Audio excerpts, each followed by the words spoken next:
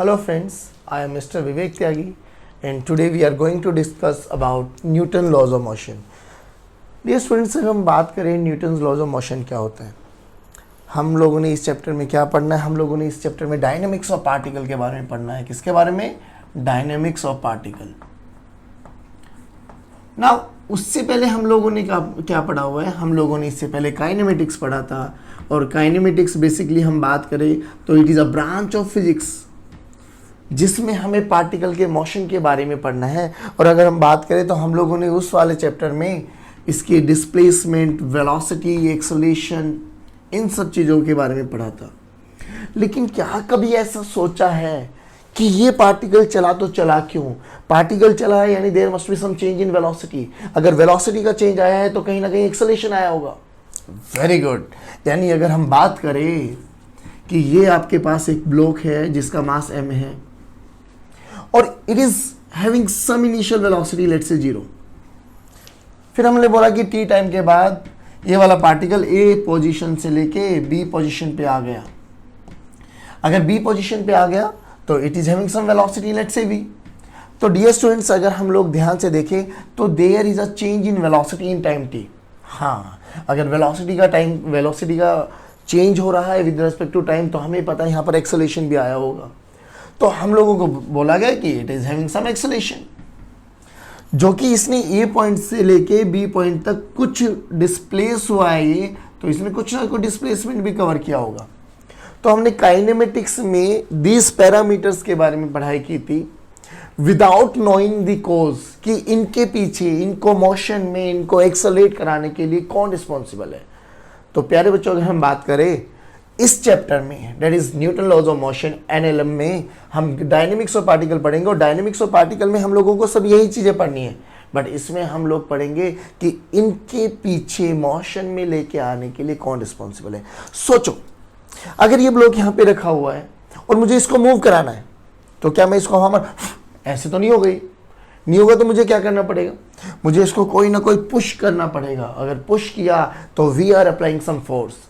अगर हम लोगों ने फोर्स लगाया तो ये वाला पार्टिकल चलने लगा। ये वाला पार्टिकल चलने लगा तो इसकी कुछ ना कुछ वेलोसिटी का चेंज भी आया होगा। वेलोसिटी के चेंज को हम एक्सेलरेशन कहते हैं। तो जो ये एक्सेलरेशन हुआ है पैदा, ये किसके कारण हुआ है? तो आंसर है फोर्स के कारण। तो what is the cause of the acceleration? Answer है force. Force is the only cause of acceleration. अगर किसी भी पार्टिकल में हमको एक्सेलरेट कराना है तो हम लोगों को क्या लगाना है? फोर्स। एग्जैक्टली इस चैप्टर में हम लोग फोर्स के बारे में पढ़ेंगे। नाउ जो कि हम फोर्स के बारे में पढ़ना चाह रहे हैं, तो force basically is a vector quantity, और वेक्टर क्वांटिटी है तो इसके पास मैग्नीट्यूड भी होगा और डायरेक्शन भी होगी। तो इस चैप्टर में what we are going to study, we are going to studies about force.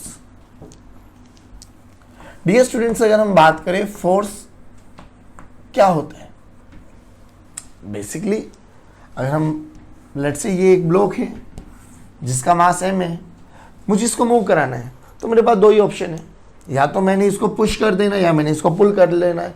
तो basically it is defined as a push और pull, due to which it can change the state of motion, it can change the state of this particle.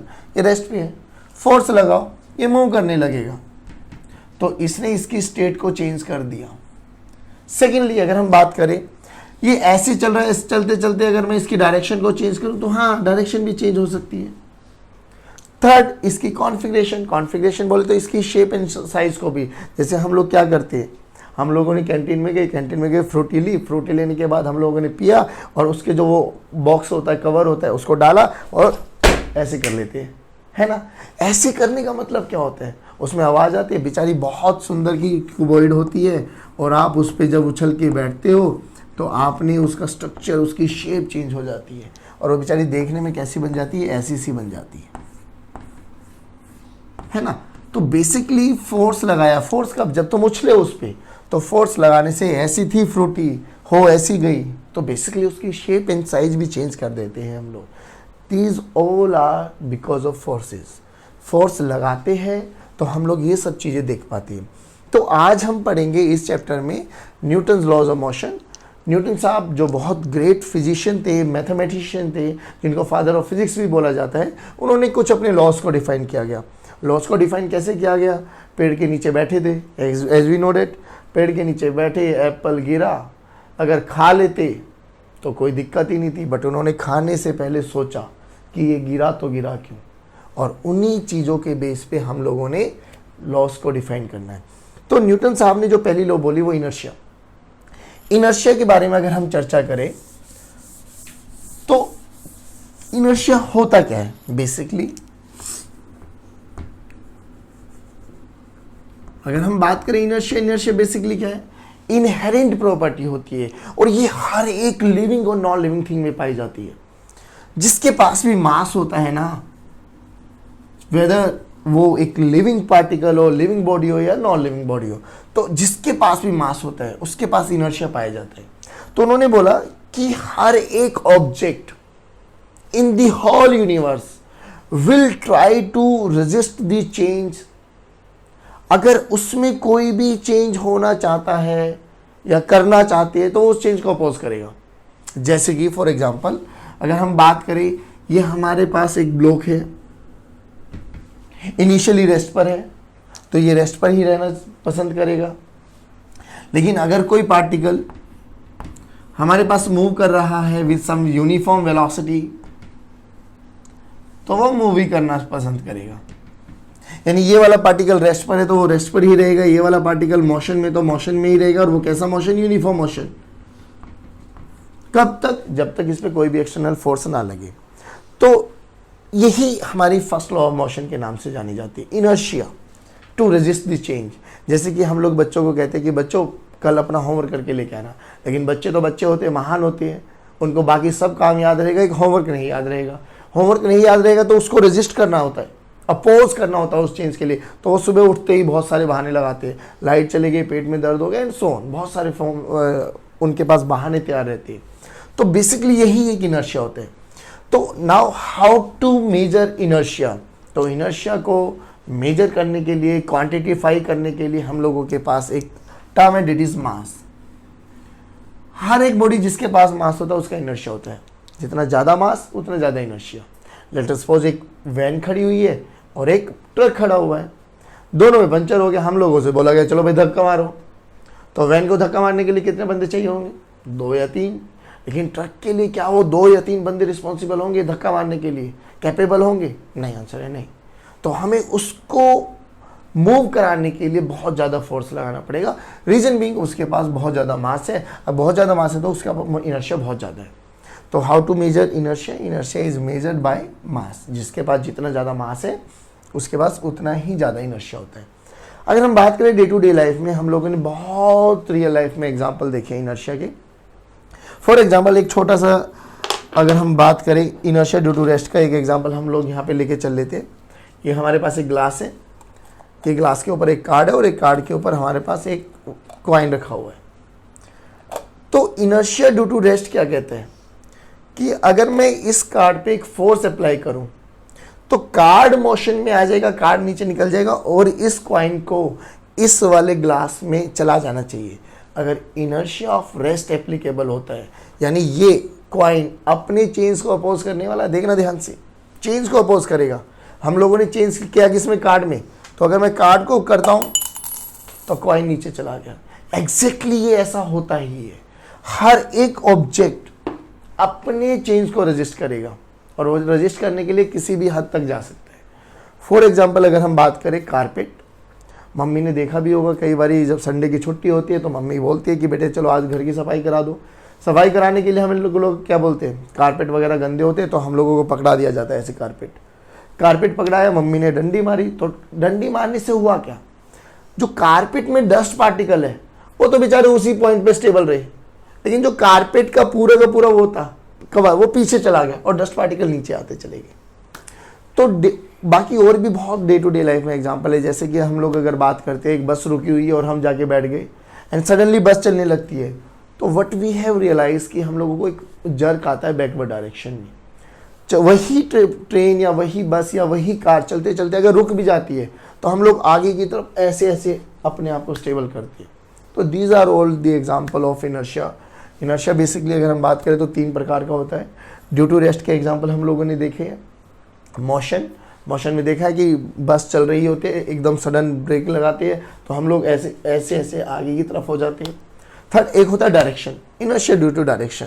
तो basically ये types है आपके पास inertia के, और इनकी illustration बहुत सारी आप लोगों को पता होंगी, आप उनको ज़्यादा से ज़्यादा प्रैक्टिकल लाइफ में यूज़ करें। नाउ अगर हम बात करें यहाँ से second law of motion, second law of motion is a very very important part again as we know that, और यहाँ से हम लोग बहुत सारे न्यूमेरिकल्स को भी सॉल्व करेंगे और अच्छे लेवल तक लेके जाने की कोशिश करेंगे। तो सेकंड लॉ में पढ़ने से पहले हम लोगों को पढ़ना है मोमेंटम।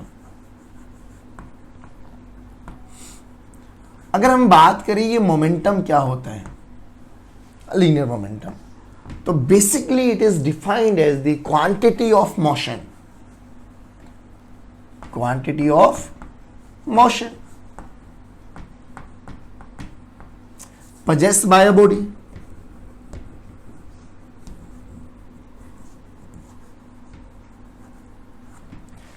तो बेसिकली अगर हम मैं ध्यान से देखूं डियर स्टूडेंट्स, ये बॉडी है, बॉडी है, कोई भी हो वो बॉडी, इसके पास ये बॉडी है, इसके पास मास है, मास है, तो अगर मैं इस पे फोर्स लगाऊं तो क्या इसके पास मोशन आ जाएगा? आंसर है हाँ, मोशन तो आ जाएगा।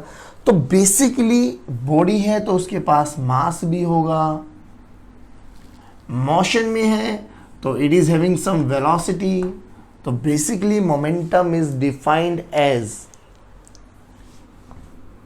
Product of mass and velocity, product of mass and velocity. तो basically since it is a product of mass and velocity, mass is a scalar quantity and velocity is a vector quantity, तो मेरा momentum भी कैसी quantity आई? Vector. Dear students, अगर हम बात करें यहाँ पर वेक्टर्स, एक वो क्वांटिटी होती है जिसके पास डायरेक्शन भी होता है और मैग्नीट्यूड भी होता है, और किसी भी वेक्टर क्वांटिटी को चेंज करने के लिए रिस्पॉन्सिबल इधर चेंज द मैग्नीट्यूड और चेंज द डायरेक्शन, दोनों में एक भी चीज़ का चेंज होना मेरी पूरी की पूरी क्वांटिटी चेंज हो जाएगी। Till rotation what we have studies कि मास को हम लोग कांस्टेंट ही मान के चलेंगे, हालांकि मास भी वेरी करता है, वेरिएबल मास के भी हम लोग एग्जांपल देखेंगे, बट अभी टिल रोटेशन हम लोगों ने मास को मान लेना है कांस्टेंट। अगर मैं मास को कांस्टेंट मान लूं, क्या मैं यहाँ पे ध्यान से देखूं कि जो मोमेंटम होता है वो वेलोसिटी के डायरेक्टली प्रोपोर्शनल है? आंसर है हाँ। सोचो, मोमेंटम डायरेक्टली प्रोपोर्शनल है वेलोसिटी के, जैसे जैसे वेलोसिटी चेंज होती जाएगी, बढ़ती जाएगी, लेट अस सपोज मैं चल रहा हूं, क्या मेरे पास मोमेंटम है? आंसर है मेरे पास मास है, मेरे पास वेलोसिटी है, तो मेरे पास मोमेंटम है। अगर मैं यहां पे दौड़ना स्टार्ट कर दूं, अब है मेरे पास मोमेंटम? आंसर है हाँ। और तेज दौड़ दूं, उसेन बोल्ट बन जाऊं, तो अभी भी मोमेंटम होगा? बिल्कुल है हाँ। तो तीनों केसेस में क्या डिफरेंस है? पहले केसेस में मैं आराम आराम से चल रहा था तो ठीक है, मेरे पास मोमेंटम है, बट मैं फोर्स भी बहुत कम लगा रहा हूँ। सेकेंड केस में मैं धीरे धीरे बढ़ने लगा, भागने लगा, भगते भगते मैंने थोड़ा और ज़्यादा फोर्स लगाया होगा, लेकिन जब उसेन बोल्ट बना तो बोल्ट बनते ही मेरे में ताकत आ गई, एनर्जी आ गई, एकदम एनर्जी आ गई, मैं एकदम 10 सेकेंड में 200 मीटर का डिस्टेंस ट्रेवल कर दिया। तो बेसिकली तीनों केसेस को अगर मैं एनालाइज करूं तो किस केस में मेरे पास ज़्यादा मोमेंटम रहा होगा? तो इट इज़ क्वाइट ऑब्वियस कि सर थर्ड वाले में आपके पास ज़्यादा मोमेंटम रहा होगा जब आप बोल्ट बन गए। तो क्यों ऐसा हुआ होगा? क्योंकि सर आप लोगों ने बहुत ज़्यादा फोर्स लगाया होगा, बहुत ज़्यादा फोर्स लगाया होगा तो वेलोसिटी बहुत ज़्यादा चेंज हुई होगी, वेलोसिटी बहुत ज़्यादा चेंज हुई होगी तो मोमेंटम बहुत ज़्यादा होगा आपके पास। बिल्कुल सही। तो बेसिकली अगर मैं यहाँ से एनालाइज करूँ तो हमने क्या देखा कि momentum is directly proportional to velocity, और वेलोसिटी में चेंज लेके आने के लिए इज ओनली एक ही चीज रिस्पॉन्सिबल है, and that is your force. हाँ, तो अगर वेलोसिटी में आपको चेंज करना होगा तो आपको फोर्स लगाना पड़ेगा, और अगर वेलोसिटी चेंज हो गई तो change in velocity with respect to time acceleration होता है, यानी उस पार्टिकल में एक्सेलेरेशन भी आना स्टार्ट हो जाएगा। बिल्कुल ठीक। लेकिन जो ये सब फिनोमिना है ये डिपेंड किस पे करेगा? फोर्स पे, कि आप कितनी ताकत का फोर्स लगा रहे हो। बहुत ज़्यादा ताकत का फोर्स लगाओगे, बहुत ज़्यादा मोमेंटम आएगा। तो अपन लोगों ने यहाँ से क्या देखा कि हर एक चलने वाली चीज़ के पास मोमेंटम होता है। क्या होता है? मोमेंटम। लेट अस सपोज मैं एक छोटा सा एग्जाम्पल देता हूँ। पापा पुलिस में है मेरे, तो एक दिन वो ऑफिस से आए, उन्होंने अपनी माउजर रखी, माउजर रख के टेबल पे मैं अपनी बहन के साथ खेल रहा था। मैंने माउजर में से 2 बुलेट निकाली। बुलेट है, ध्यान से सुनना, दोनों का मास सेम। मैंने एक बुलेट उठाई, बहन को सामने खड़ा किया, बहन ले पकड़ कैच कर। ऑब्वियसली बहन ने कैच कर लिया, मैनू आ गया गुस्सा। मैंने दूसरी बुलेट माउजर में लोड करी, लोड करके ले बहन पकड़। क्या बहन पकड़ पाई होगी? आंसर है नहीं, अब तो नहीं लगता। तो बेसिकली दोनों केसेस में क्या हुआ सर, जब पहले वाली बुलेट को हमने खुद फोर्स लगा के फेंका तो उसके पास कुछ वेलोसिटी आई होगी, लेट्स से v। लेकिन जब हम लोगों ने माउजर में लोड करके फेंकी तो इसके पास बहुत एक्सेस में वेलोसिटी आ गई, यानी इसके पास बहुत ज्यादा मोमेंटम आ गया। तो P2 बहुत ज़्यादा मोमेंटम आ गया, तो हम लोगों को रियलाइज़ हुआ कि P1 की वैल्यू P2 से बहुत कम है, बहुत कम है। तो इसको रोक पाने के लिए हमें बहुत ज़्यादा फोर्स की ज़रूरत होगी, जो कि एक ह्यूमन बीइंग नहीं लगा सकता। एग्जैक्टली अब हम यहाँ से बात करेंगे कि इस लॉ के बेस पे हम लोगों को कैसे कैसे एनालाइज किया गया, कैसे कैसे न्यूमेरिकल्स लगाए गए। Since as we know that this is a vector quantity, तो हमें वेक्टर क्वांटिटी के लिए इसके पास मैग्नीट्यूड और डायरेक्शन का ख्याल रखना है। चलिए लेट्स स्टार्ट। तो अगर हम बात करें according to Newton second law, second law ने क्या बोला, मान लेते हैं कि हमारे पास एक ऑब्जेक्ट है जिसका मास m है, it is moving with some velocity, let's say v1। ठीक है, यहां पे मैं खड़ा था, ये ऑब्जेक्ट मेरे पास आया, मैंने एक फोर्स और लगा दिया, let's say f in this particular direction for delta t time. आया, मैंने फोर्स लगाया, वो और आगे की डायरेक्शन में मूव करने लगा with in the same direction, mass change नहीं हुआ तो m, वेलोसिटी चेंज हो गई तो v2। ठीक है, इनिशियल मोमेंटम ये था हमारे पास। तो अगर मैं बात करूं इनिशियली मोमेंटम कितना था, pi, this is equals to mass into velocity. Final momentum कितना हुआ होगा dear students, pf, this is equals to m into v2। अगर हम बात करें कि is there any change in momentum, तो आंसर है हाँ। पहले वेलोसिटी v1 थी, अब वेलोसिटी क्या हो गई v2। Yes, there is a change in velocity. तो अब हमें निकालना है कि मोमेंटम में चेंज कितना हुआ। तो now this change is represented by delta p। Dear students ध्यान रखिए, this delta represents your average change and this is for your finite interval of time. Finite interval basically वो वाला इंटरवल जिसको आप इजीली काउंट कर सकते हो, 1 second, 2 second, 3 second, 4 second, 5 second, 10 घंटे, 20 घंटे एंड सो ऑन। तो हम बेसिकली बात करें तो what is change in momentum, change in momentum is defined as final momentum minus initial momentum. ठीक है, फाइनल मोमेंटम कितना है, final momentum is defined as mv2 minus initial momentum mv1। अगर मैं यहां से m कॉमन ले लूं तो v2 माइनस v1। जो ये चेंज हुआ है ये किसके कारण हुआ है, फोर्स। फोर्स कितने टाइम के लिए लगाया था, डेल्टा t। तो अगर मैं यहां से निकालूं rate of change of momentum, rate of change of momentum, इसको हम देखेंगे कि मोमेंटम का change with respect to time कितना हुआ है, and that is delta p vector divided by delta t। This is your rate of change of momentum, this is rate of change of momentum. अब सोचो, जो ये rate of change of momentum है ये किसके कारण हुआ है, फोर्स के कारण। जितना ज्यादा फोर्स लगाया उतना ज्यादा चेंज हुआ है।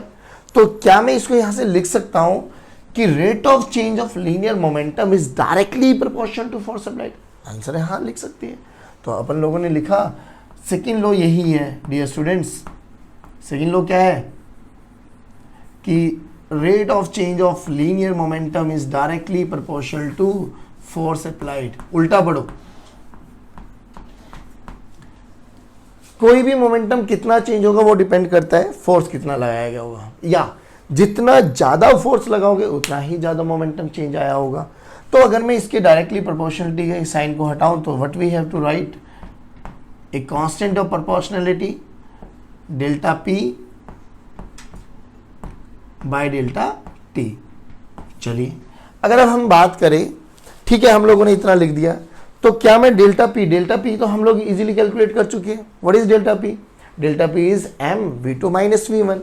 तो अब हम लोगों ने क्या किया, इसमें डेल्टा पी की value, let's say this is equation number 1, putting this equation in second equation, तो what we have to get, तो हम लोगों को मिल जाएगा एम v2 माइनस v1। क्या अगर मैं आप लोगों से बोलूं क्या this is change in velocity, क्या मैं इसको डेल्टा वी लिख सकता हूं? आंसर है हाँ, लिख सकते हैं। Now this is equation number 3। तो अगर हम रियलाइज करें तो हम लोगों ने क्या देखा कि थर्ड इक्वेशन को सेकंड इक्वेशन में पुट करें तो what we get, F this is equals to K constant of proportionality, delta P is M delta V divided by delta T. अरे ये क्या हुआ, this is change in velocity with respect to time, और change in velocity with respect to time क्या होता है, acceleration. Wow, तो force का फॉर्मूला आया के एम ए। अब बात करें हाउ टू रिमूव दिस के, तो हम लोगों ने यहाँ पर एक चालाकी खेली। चालाकी क्या खेली, हम लोगों ने एक मास ले लिया 1 किलोग्राम, उस पर फोर्स लगाया 1 न्यूटन, तो उसमें एक्सेलरेशन कितनी प्रोड्यूस हो गई, 1 मीटर पर second square. Now putting all this value in this equation, तो what we realise, K this is equals to 1। तो हमारे पास फोर्स का फॉर्मूला क्या आया, force this is equals to M into A. Dear students, ये हमेशा ध्यान रहे, जो ये F equals to M into A आया, this is the result of the second law. What is second law? Second law is reality में ये F this is equals to K delta P by delta T. तो अब इसके base पे हम लोगों को न्यूमेरिकल्स करने होते हैं। अगर हम थोड़ा सा एनालाइज करें तो न्यूमेरिकल्स के पॉइंट ऑफ व्यू से हम लोगों को equation number 1, equation number 2, equation number 3, इन सब इक्वेशंस का ज़्यादा से ज़्यादा ध्यान रखना है। And this is also the fourth one equation. तो हम लोगों को न्यूमेरिकल्स करने के लिए इन इक्वेशंस को ध्यान रखना है। तो होपफुली डियर स्टूडेंट्स, ये लेक्चर आपको समझ में आया होगा। नेक्स्ट वीडियो के साथ हम इसी का कंटिन्यूएशन पार्ट देखेंगे, जिसमें हम न्यूमेरिकल्स को और अच्छे लेवल तक लेके